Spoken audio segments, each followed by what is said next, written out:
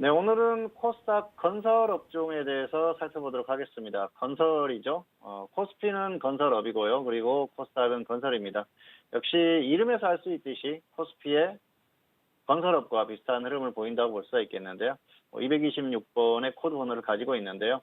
코스피와 코스닥의 건설, 건설 업종이라고 하면은 비슷한 성격을 갖겠죠. 그리고 당연히 거의 비슷한 사업을 합니다. 대부분이 건설이라는 게 건축과 토목을 합친 거 아니겠습니까?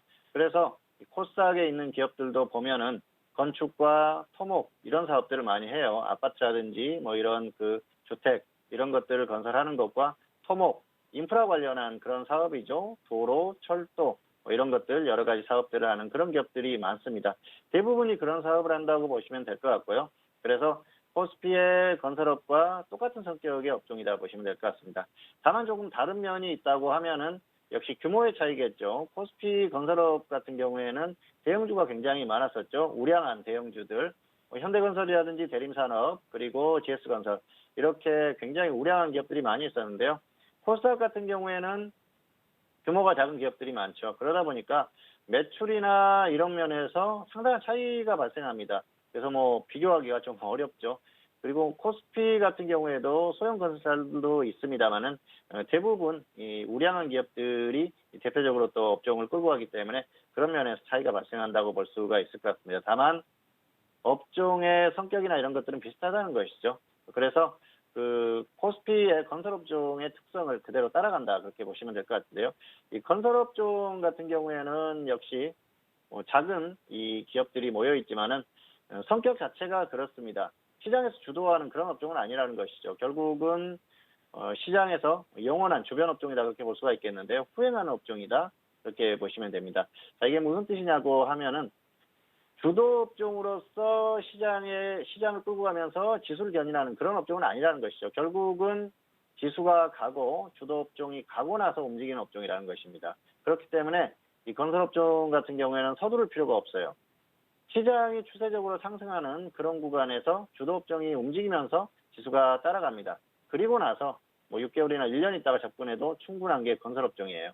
한때는 대중주로서 엄청난 인기를 끌었었죠. 건설, 그리고 증권, 은행, 이런 그 업종들이 엄청나게 그 인기를 끌었었던 그런 업종이고, 시세도 굉장히 크게 발산을 했었던 그런 업종인데요. 지금은 그런 모습은 보이지 않아요. 다만, 한 번씩 움직이기 시작하면 강한 움직임이 보이죠. 앞에서도 언급을 했지만은 후행하는 업종이기 때문에 서둘러서 들어갈 필요가 없다 말씀을 드렸는데요. 천천히 들어가도 충분한 수익을 발생시킵니다. 워낙 한번 탄력이 붙으면은 강하게 움직이는 경향이 있기 때문에 그런 면들을 참고해서 무리할 필요가 없다는 것이죠. 어쨌든 후행하는 업종이지만 수익률 면에서는 나중에 들어가도 충분히 큰 수익을 누릴 수 있는 게 바로 이 건설업종이기 때문에 절대로 서둘 필요가 없다는 말씀을 드리고 싶습니다. 그리고 정부의 정책이나 어떤 정부의 성격 이런 것들에 굉장히 민감해요. 정부의 정책이라든지 이런 것들이 굉장히 중요하죠. 최근의 흐름도 그렇지 않습니까? 지금 역시 건설업종 하면은 부동산과 연계돼서 생각을 할 수밖에 없을 것 같은데, 왜냐하면은 건설이라는 것 자체가 부동산 경기와 연관될 수밖에 없습니다. 부동산 경기가 좋다고 하면은 주택이라든지 또 어떤 그 토목 이런 쪽에서 활발한 사업들이 이루어질 수 있거든요. 그런데 부동산 쪽의 경기가 좋지 않다고 하면은 그런 것들이 역시 다운되는 그런 상황을 맞이할 수밖에 없어요.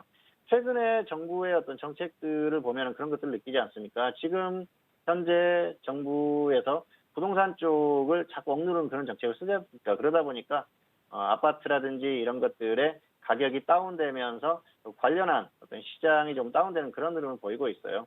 그리고 역시 주식시장은 또 선반영된다고 하지 않습니까? 그런 면에서 향후에 부동산 경기라든지 이런 것들의 흐름에 영향을 받을 수 있다는 것이죠. 어쨌든 부동산 쪽과 연계된 그런 흐름을 보이고 있기 때문에 정부의 정책이나 이런 것들이 굉장히 중요하죠. 그리고 정부의 성향도 상당히 중요한데요. 역시 보수 정권과 진보 정권의 약간 그 차이점이 있다 그렇게 볼 수가 있겠습니다. 보수 정권 쪽에서는 부동산 시장을 활성화시키는 방향으로 대부분 정책을 펴는 경우가 많았었고요. 그리고 진보 정권 같은 경우에는 역시 부동산 시장을 조금 억제하려는 그런 흐름들이 많이 있었죠. 현재 정부도 그렇지만은 과거의 참여정부, 노무현 정부에서도 당시에 부동산 시장에 대한 압박이 상당히 강했었거든요. 대출 규제라든지 이런 것들로 인해서 주택 가격을 안정화시키려고 노력을 많이 합니다. 그래서 그런 것들이 어떤 시장을 압박하는 그런 흐름이 되는데요. 정부의 성향이 그만큼 중요하다는 것이죠. 향후에도 정부의 성향에 따라서 부동산 시장을 움직일 가능성이 있고요. 그리고 건설업종의 어떤 추세적인 흐름, 추이 이런 것들도 생각을 해볼 수 있다는 것이죠. 전반적으로는 경기 흐름이 역시 좋다고 하는 부동산 시장도 좋을 수가 있겠지만은 정부의 성향조차 자체도 상당히 중요하다는 것을 기억을 하시기 바랍니다. 자, 어쨌든 이런 것들에 굉장히 민감하게 반응하는 게 바로 이 그 건설업종의 흐름 그리고 기업들의 흐름이라고 볼 수가 있겠고요. 주가의 흐름도 마찬가지입니다. 역시 업종의 흐름 그리고 또 그 기업들의 흐름이 좋아야 주가가 상승하는 거 아니겠습니까? 그런 면에 있어서 경제의 흐름이나 정부의 성향 또 어떤 그런 것들 여러 가지 요건들이 상당히 중요하다고 그렇게 보시면 될 것 같습니다. 자, 그리고 이 코스닥 건설업종 같은 경우에는 테마주들이 많이 모여 있어요. 최근에 많이 느끼셨을 겁니다. 대북 테마로 많이 움직였지 않습니까? 지금은 업종 자체가 대북 테마로 움직이는 듯한 그런 모습인데요. 그렇지 않더라도 개별 종목들이 테마에 엮인 종목들이 많습니다. 정치인 테마주로 엮여서 정치인 테마주로 움직이는 종목들도 있고요. 그리고 또 해저터널 같은 그런 테마에 엮이는 그런 종목들도 있습니다. 다양한 테마에 엮인 종목들이 많이 있다는 것도 포인트라고 할 수가 있겠고요. 지금 같은 경우에는 업종 전체가 대북 테마로 움직이는 상황이죠. 왜냐하면은 지금 대북 테마로 움직이는 것 자체가 북한의 어떤 인프라 구축 이런 것들에 대한 기대감 아니겠습니까? 북한 같은 경우에는 사실 인프라가 굉장히 취약한 수준입니다. 그러다 보니까 역시 통일이라든지 이런 모멘텀이 발생을 하거나 아니면 북한 쪽에 어떤 그 사업적인 흐름을 보일 수 있는 건설 쪽에서 진출할 수 있는 그런 흐름이 생긴다고 하면은 굉장히 큰 모멘텀이 되겠죠. 거의 인프라가 갖춰지지 않다 보니까 그런 쪽에서 굉장히 큰 어떤 모멘텀이 발생할 수 있는 게 바로 이 건설업종이라고 볼 수가 있겠고요. 역시 앞에서도 언급을 했지만 통일이 된다고 하면은 굉장히 크게 대박이 날 수 있는 그런 업종이 아닌가 생각을 합니다. 역시 아무것도 없는 상태이기 때문에 주택이라든지 또 도로 이런 쪽에서 어마어마한 그런 사업성을 발휘할 수 있는 그런 상태이기 때문에 이 건설업종이 역시 통일의 모멘텀이 발생했을 때는 크게 움직일 수 있는 그런 업종이다 그렇게 볼 수가 있겠습니다. 자, 그래서 전반적으로 정리를 하자고 하면은 시장이 추세적으로 가는 상황에서는 후행하는 업종이기 때문에 천천히 들어가도 된다. 그렇게 말씀을 드릴 수가 있을 것 같고요. 그리고 이 통일제라든지 이런 모멘텀이 발생했을 때는 정말 크게 갈 수 있는 그런 업종이라는 것을 기억을 해두시길 바라겠습니다. 그렇다면 금요일장 내일 우리 시장에 대한 전망 알아보도록 하겠습니다. 자, 봉주 선생님은 내일 우리 시장 어떻게 전망하실까요? 네, 내일은 역시 현재까지 상황을 보면은 내일도 반등이 나올 가능성이 상당히 높습니다.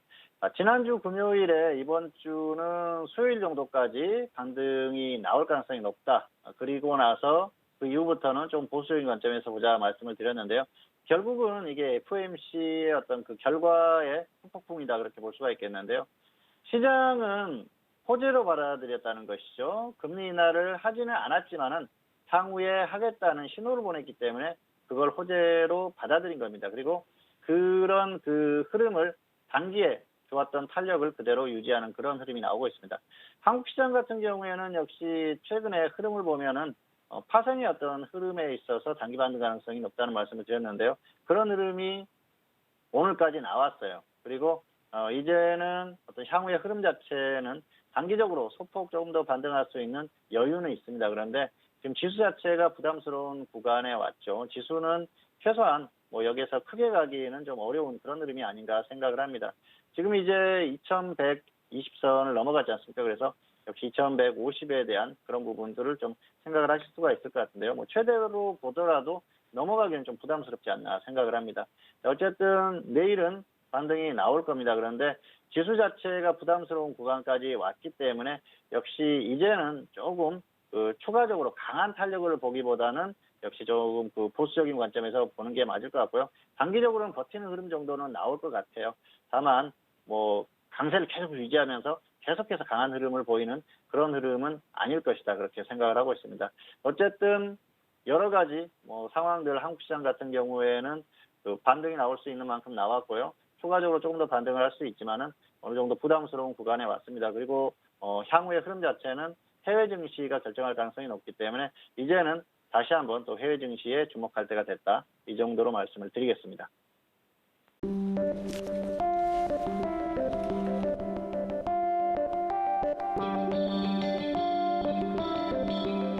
글로벌 경제 채널 서울경제TV